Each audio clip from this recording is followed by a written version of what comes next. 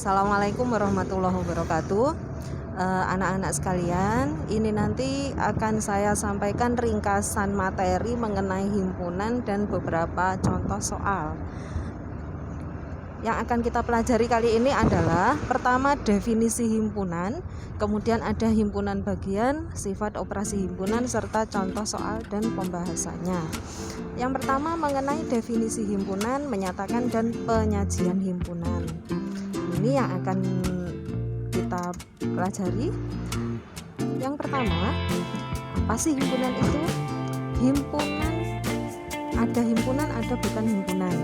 Jadi himpunan adalah kumpulan benda yang jelas sifatnya. Contoh, kumpulan siswa kelas 7, kumpulan anak peserta ekstrakurikuler matematika, kumpulan orang lahir tanggal 29 Februari, itu adalah himpunan. Sementara untuk bukan himpunan, contohnya ini, kumpulan siswa tinggi, kumpulan orang kaya, kumpulan mobil bagus. Jadi bisa kita lihat untuk himpunan itu jelas, sifatnya jelas ada tertulis di situ. Sementara untuk bukan himpunan, ada tinggi, kaya, bagus, kita tidak tahu menentukan orang yang tinggi itu yang bagaimana, yang kaya bagaimana, itu tidak jelas. Ya, sudah tahu bedanya himpunan dan bukan ya. Sekarang kita belajar tentang lambang dan cara menyatakan himpunan. Himpunan biasanya kita tulis dengan huruf kapital.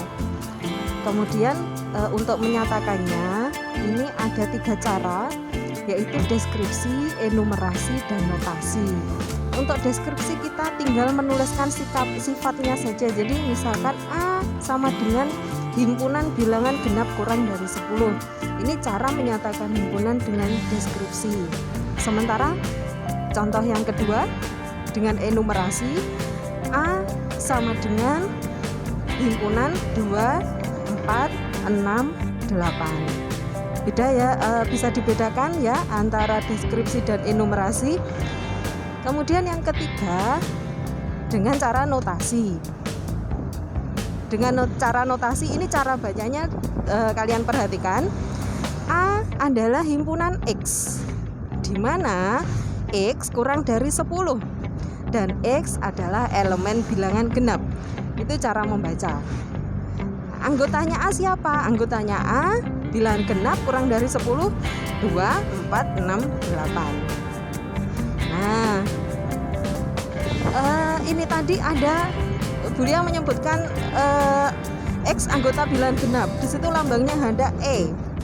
E itu dibaca elemen. Elemen itu menggambarkan anggota himpunan. Contoh B ini ada 1, 3, dan 5. Kita bisa mengatakan bahwa 1 adalah anggota dari B, atau bisa kita tuliskan dengan 1 elemen B.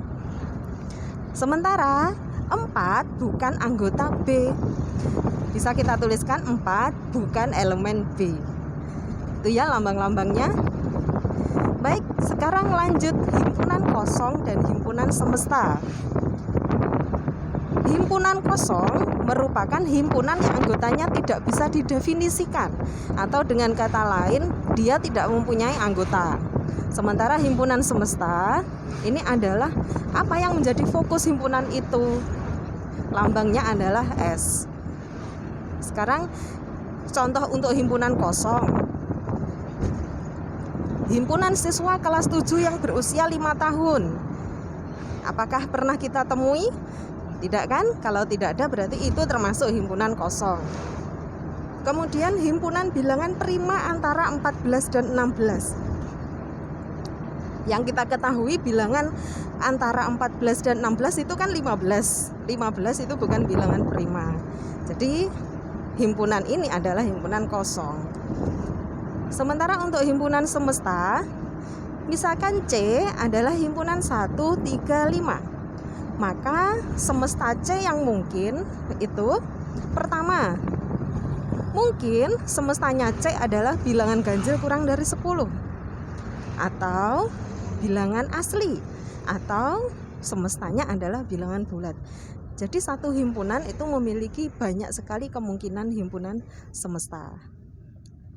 Selanjutnya adalah diagram Venn. Diagram Venn ini adalah diagram yang bisa mendeskripsikan sebuah himpunan. Contoh yang pertama, ada himpunan semesta 1 sampai 9. Kemudian ada himpunan A, anggotanya 1, 2, 3. Himpunan B, anggotanya 4, 5, 6. Kalau digambarkan dengan diagram Venn, ciri khas diagram Venn, 1, ada segi 4 di luar. Segi 4 ini nanti isinya adalah S, semesta. Kemudian masing-masing anggota A dan anggota B itu digambarkan di kurva yang terpisah. A 1, 2, 3, B 4, 5, 6.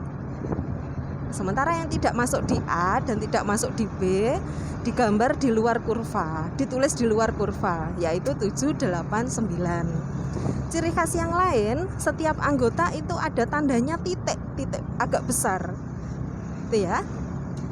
Nah, kenapa A dan B terpisah? Kalian nanti akan tahu jawabannya. Sekarang diagram yang kedua. Diagram yang kedua, S-nya 1 sampai 9. A anggotanya 1, 2, 3, 4, B 4, 5, 6, 7. Kalau kita gambar diagram Venn, bentuknya seperti ini. Dia berbeda dengan bentuk yang pertama. Setelah kita amati, ternyata himpunan A mempunyai 4 sebagai anggotanya. B juga memiliki anggota 4. Maksud saya angka 4.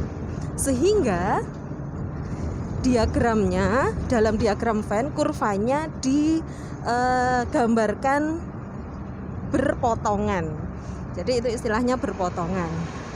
Sementara 8 dan 9 tidak masuk A maupun B. Jadi dia ditulis di luar kurva. Itu ya. Sekarang bentuk yang ketiga. Ada himpunan S 1 sampai 9. Himpunan A 1, 2, 3. Himpunan B 1, 2, 3, 4, 5, 6. Kalau kita gambar, ternyata himpunan A anggotanya itu ada di dalam himpunan B. Nah, kenapa? Karena anggota A itu juga merupakan anggota dari B. Sementara 7, 8, 9 itu tidak masuk di A maupun di B. Dipahami ya? Diagram yang terakhir, yang keempat, ada himpunan 1, 2, 3, 4, 5, 6, 7, 8, 9. A-nya 1, 2, 3, 4, B juga 1, 2, 3, 4. Setelah digambar, otomatis kurvanya sama. Ini bisa kita katakan bahwa A itu berhimpit dengan B. Jadi ini nanti akan ada 4 model diagram Venn dari seluruh kondisi yang ada. Baik, paham ya semuanya? Kemudian dalam diagram Venn, setiap anggota himpunan, jadi setiap bilangan itu hanya ditulis 1 kali. Jadi misalkan di contoh yang kedua tadi, A punya 4, B juga punya angka 4, tapi angka 4-nya dalam diagram Venn kita tulis sebanyak 1 kali. Ya. Lanjut. Himpunan bagian. Apa itu himpunan bagian? Pada bentuk diagram Venn yang ketiga, tadi dikatakan bahwa A ada di dalam B. Ini bisa kita katakan bahwa ya, jadi anggotanya A itu ada yang sama dengan anggota B. Bisa kita katakan bahwa A adalah himpunan bagian dari B. Karena semua anggota A merupakan bagian dari anggota B.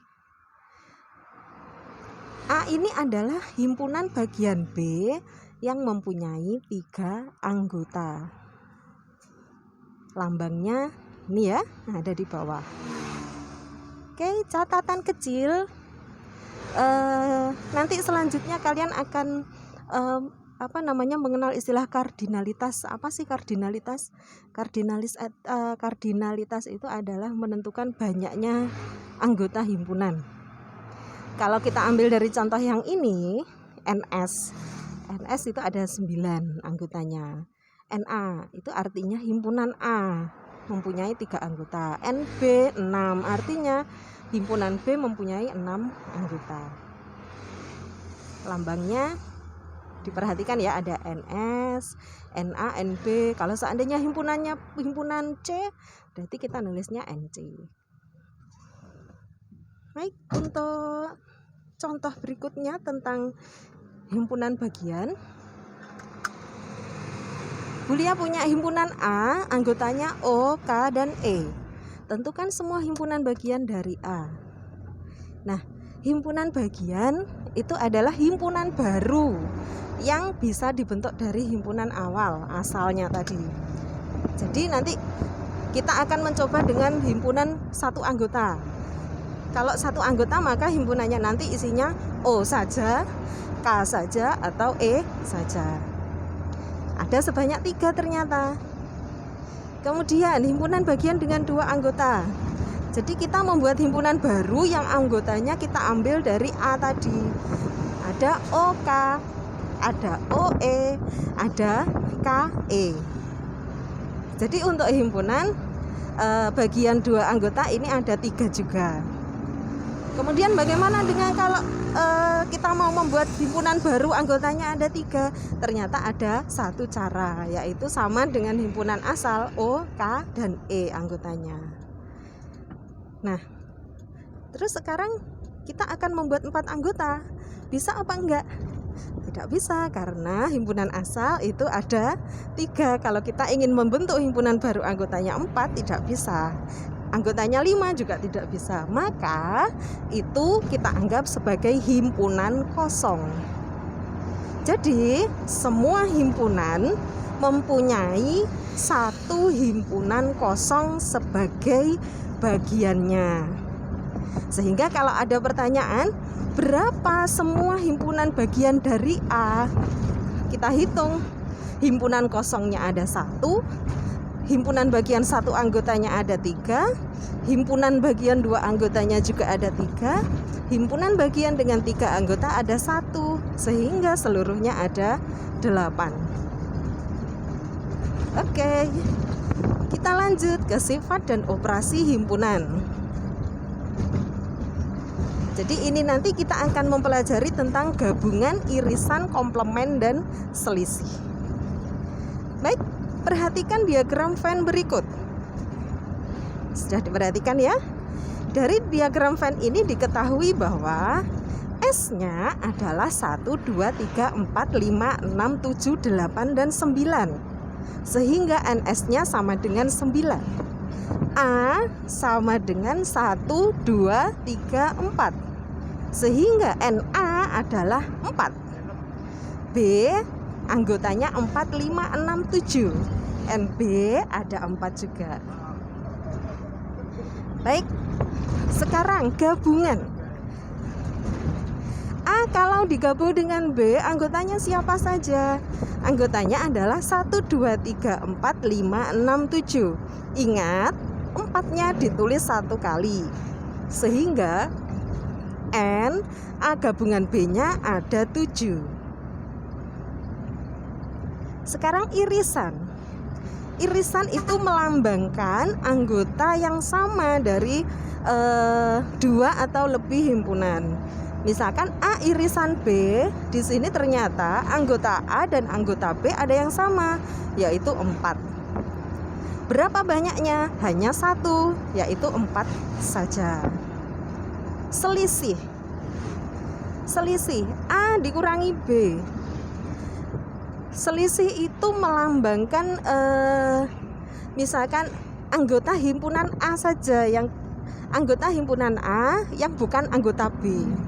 Jadi A dikurangi B. Kalau B dikurangi A adalah anggota B tanpa menyertakan yang menjadi anggota A atau anggota B saja. Jadi kalau diperhatikan di diagram Venn, yang sebelah kurva, bagian kurva yang sebelah kiri yang isinya 1, 2, 3 itu artinya anggota A saja. 4 itu artinya irisannya. Terus 5, 6, 7 artinya anggota B saja atau selisih. Sekarang komplement. Komplement itu melambangkan yang bukan anggota himpunan yang dimaksud. Jadi misalkan A komplement artinya yang bukan A. Yang bukan A siapa saja? 5, 6, 7, 8, 9. Karena selama dia masih di dalam kurva yang berwarna pink, maka itu adalah anggota A. A gabungan C komplement siapa? Berarti anggotanya 8 dan 9. Bisa dipahami ya? Nah, diagram ini nanti pada saat kita menemukan soal cerita, kita bisa memanfaatkan diagram Venn yang ditulis itu hanya kardinalitasnya, yaitu hanya angkanya saja. Coba, ada S semestanya, ada A. Himpunan A itu yang sebelah kurva yang sebelah kiri ada 3, 1, 2, 3. Kita tulis 3 anggotanya. Irisannya ada 1 anggotanya. Yang hanya B itu ada 3. Jadi 3-nya kita tulis di sini.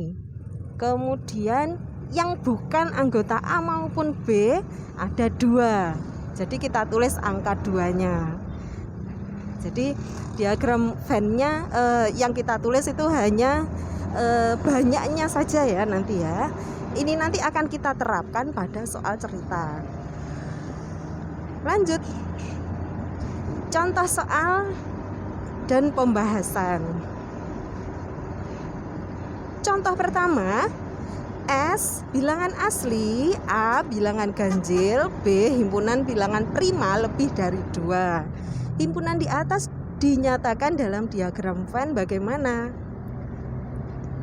Cara pertama, kita mengidentifikasi anggotanya. Bilangan asli itu dimulai dari 1, 2, 3, 4 dan seterusnya. Bilangan ganjil sudah tahu ya, bilangan ganjil 1, 3, 5 dan seterusnya. Kemudian bilangan prima 2 tidak masuk, jadi kita mulai dari 3, 5, 7, 11 dan seterusnya.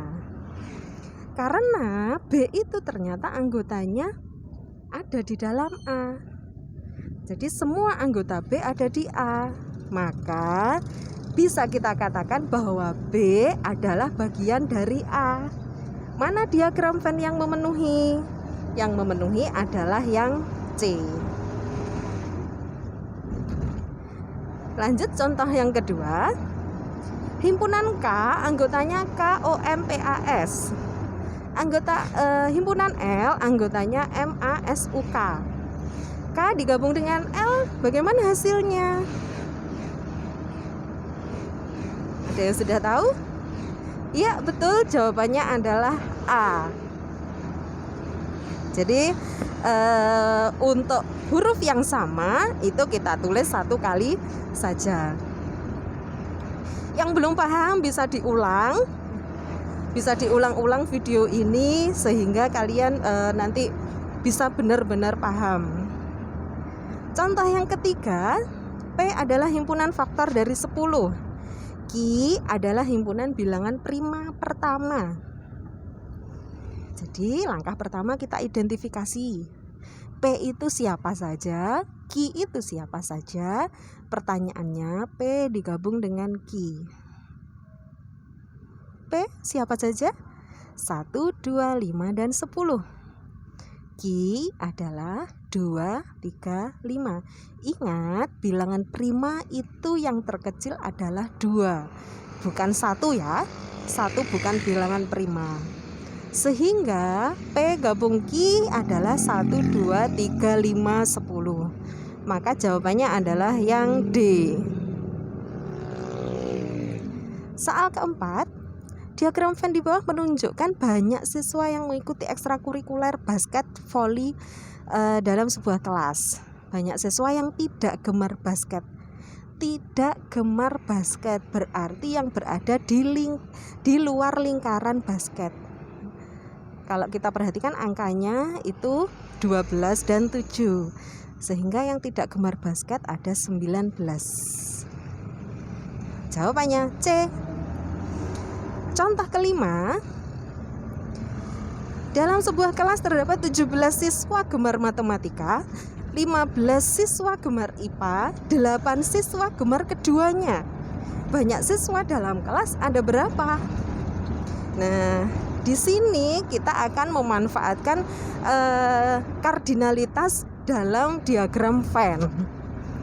Jadi kita gambar diagram Venn-nya. Ada matematika, ada IPA. Yang suka keduanya kita tulis dulu yaitu 8. Kemudian yang suka matematika ada 17.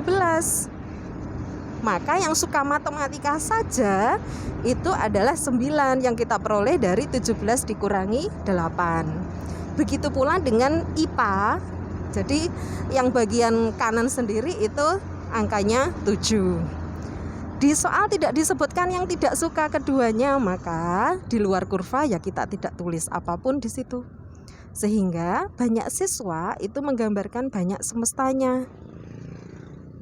Nilainya adalah 9 tambah 8 tambah 7 sama dengan 24. Paham ya? Soal berikutnya. Dari 60 orang siswa ternyata 36 orang gemar membaca, 34 gemar menulis, 12 gemar keduanya.